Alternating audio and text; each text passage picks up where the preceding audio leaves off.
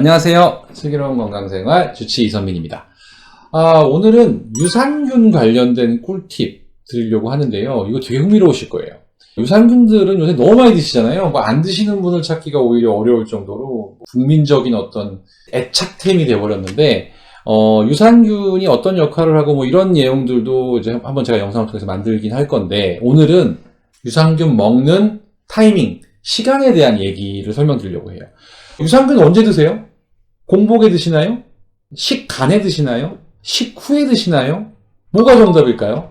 언젠가부터 이렇게 방송을 보면 전문가분들이 유산균은 공복에 먹는 게 좋을 거예요 라는 이야기를 하시기 시작한 다음부터 공복에 드시는 분들이 제일 많지 않을까 그런 생각을 해보는데요. 여기에 대한 좀 정답을 드리려고 해요.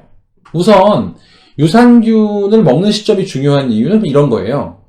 유산균은 분명히 살아있는 균이잖아요. 물론 사균체도 있긴 하지만 살아있는 균이기 때문에 위에 들어갔을 때 최대한 많이 살아남아서 장까지 가야 돼요. 근데 위에는 어떤 게 있어요? 위산이 있죠, 위산. 그래서 이 위산이 워낙 강산이기 때문에 이 유산균들이 위산에서 죽을까봐 걱정을 하는 거예요. 그래서 우리가 공복과 식후를 나눴을 때 공복이 되면 어떻게 됩니까?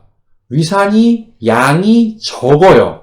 식사를 안 하셨기 때문에. 그 대신에 조금 남아있는 위산은 산도가 강해요. 희석이 안 돼 있으니까. 반면에 식후에는 위산의 양은 많아지죠. 그 대신에 위산의 산도는 세기가 약해지는 거예요. 위산이 희석이 되고 있으니까요.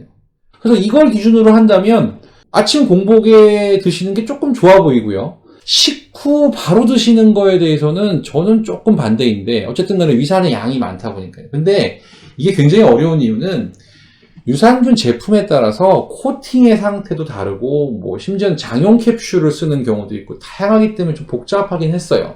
근데 제가 우연한 기회에 제가 유산균 관련해서는 나름대로 열심히 좀 관심을 가지려고 노력을 하다 보니까 두 분의 세계적인 석학을 만났어요.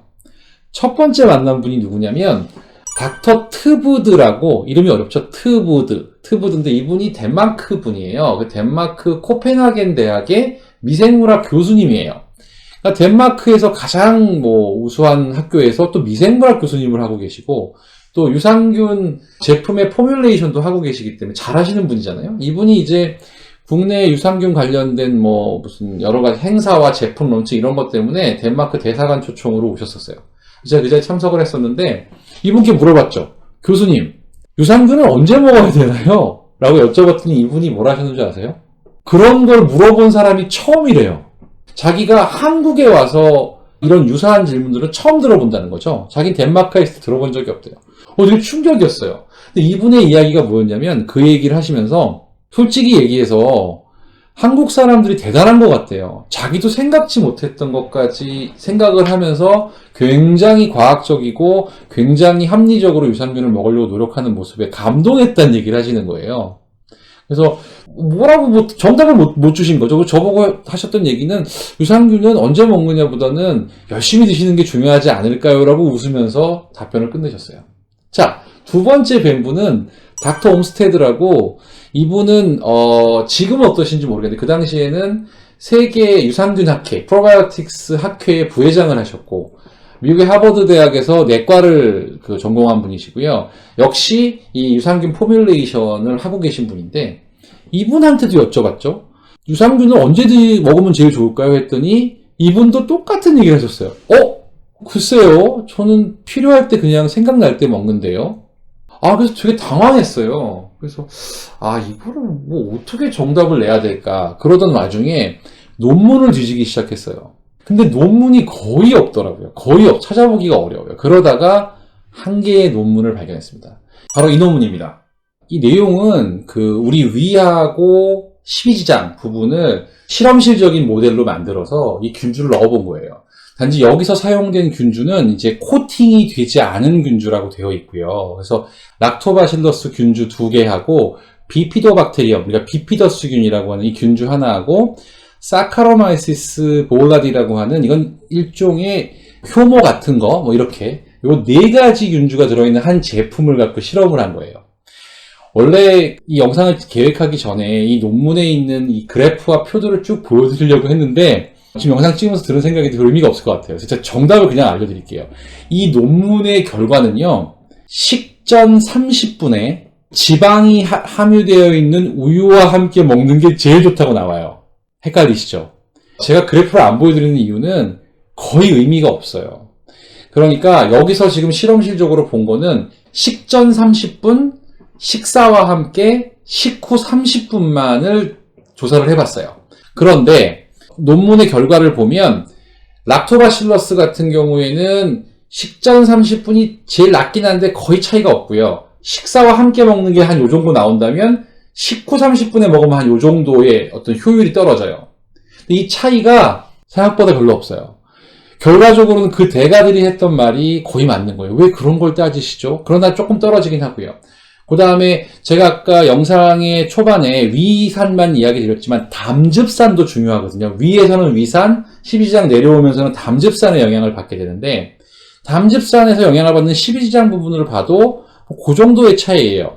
다만 비피도박테리엄 같은 경우에는 확실히 식전 30분이 제일 좋고요. 조금 떨어지고 식사와 함께 먹으면 식후 30분은 조금 떨어지기는 해요. 근데 그래도 이게 엄청난 차이가 아니라 그저 뭐 한 15%에서 30% 사이 정도가 좀 떨어지는 걸로 돼 있어요.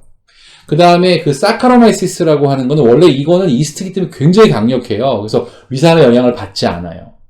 그래서 결론적으로 이들이 주장하는 거는 그래도 역시 식전 30분 또는 식사 중도 괜찮아 보여요. 근데 식전 30분에 우유와 함께 먹으라는 거예요. 이 이유는 뭐냐면 우유가 버퍼 역할을 해줘요. 위산을 중화시키면서 반드시 지방이 들어있는 거를 먹는 게 좋대요. 이거는 또 담즙산과의 연관성이 있는 거예요. 지방이 있어야만 담즙산이 녹는 과정이 생기니까요. 그래서 결과적으로는 아주 명쾌한 정답이 없어요. 그래서 이 내용에 대해서 관심이 있으신 분들은 제가 좀 전에 보여드린 그 논문을 찾아서 한번 읽어보시면 좋겠고요. 길지 않아요. 읽어보셔도 되지만 우리 일반적인 시청자분들이라면 제가 제안하는 건 뭐냐면 식후에만 드시지 마세요. 식사를 하신 다음에는 위산이 갑자기 많이 나오게 되니까요. 그때 드시는 건 조금 효율이 떨어진다고 보고요. 그 외에는 언제 드셔도 상관이 없습니다. 꼭 우유와 함께 드실 필요 없겠죠. 다만 이 논문에도 있지만 이 산도가 좀 낮은 이런 주스와 함께 드시면 유산균이 좀 파괴가 되겠죠. 그래서 저한테 오시는 분들한테는 그냥 공복에 물 많이 해서 드시라고 해요. 그 이유는 왜 그러냐면 그래야 안 잊어버리세요. 아침에 눈 뜨면 물 한 잔과 물 먹는 효과도 몸에 좋잖아요. 유산균 한 개 드세요 라고 설명을 드리니까요. 하여튼 논문적으로 놓고 보면 아까 그 두 대가분들이 이야기하셨던 글쎄요 그냥 언제든 잘 먹는 게 중요하지 않을까요가 답으로 보이기는 해요. 그래서 유산균 관련해서는 유산균이 분명히 위산에 약하고요. 열에도 약하고요. 왜냐면 살아있는 균이기 때문에 그런 거거든요. 근데 지금 드시고 있는 대부분의 제품들은 그런 것들을 커버하기 위해서 뭐 코팅도 돼 있고 보호막도 있고 여러 가지가 있어요. 그래서 언제 드시던 괜찮습니다. 다만 잊지 않기 위해서 아침 공복에 물 충분량과 드시는 거를 드시면 어떨까 합니다. 다만 직후 30분 정도에는 위산 분비가 갑자기 많아지기 때문에 그때 드시는 거는 조금 지양하시는 게 어떨까 합니다. 정도가 정답이 될 것 같습니다. 언제 드시는 게 중요한 걸 알려드렸다기보다는 유산균은 잘 먹는 것이 중요하구나라는 설명을 드렸다고 보시면 될 것 같고요. 이 영상이 그간의 궁금증을 해결하시는 데 도움이 되셨기를 바라겠습니다. 감사합니다.